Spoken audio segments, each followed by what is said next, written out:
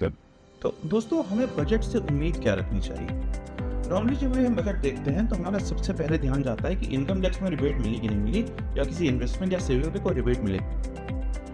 पर क्या वो सबसे अच्छा तरीका है बजट देखने का? नहीं। बजट वो अच्छा होता है जो देश की इकोनॉमी को ग्रो करे। और देश की इकोनॉमी को क्या ग्रो करेगा? जो सरकार के कैपिटल एक्सपेंडिचर है, और सरकार कहाँ पैसा खर्चा करने वाली है। कैपिटल एक्सपेंडिचर में कहाँ खर्चा करने वाली है? रोड, पोर्ट्स और पावर प्लांट और इस तरह के एसेट क्रिएट करने के लिए सरकार क्या करने वाली है।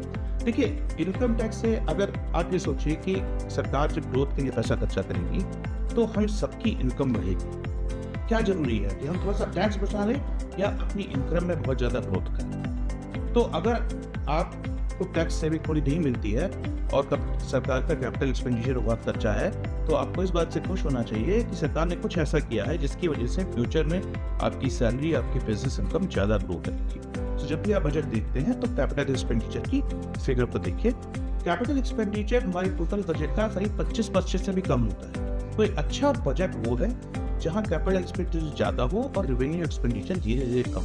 तो अगर ये हमको दिखाई दे रहा है तो बजट अच्छा है। अब इस समय कोविड के समय में सब गवर्नमेंट को बोरो करना था, तो उनके खर्चे बहुत बढ़ गए थे इनकम से।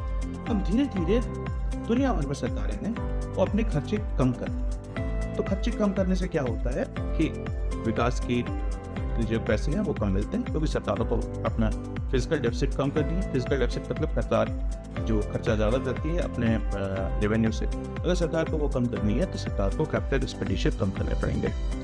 तो हमें ये देखना है कि कैपिटल एक्सपेंडिचर सरकार कितना बढ़ा पाती है, इतने सक्षम है इस साल में। अगर कैपिटल एक्सपेंडिचर अच्छे बढ़ते हैं तो ये बजट अच्छा है।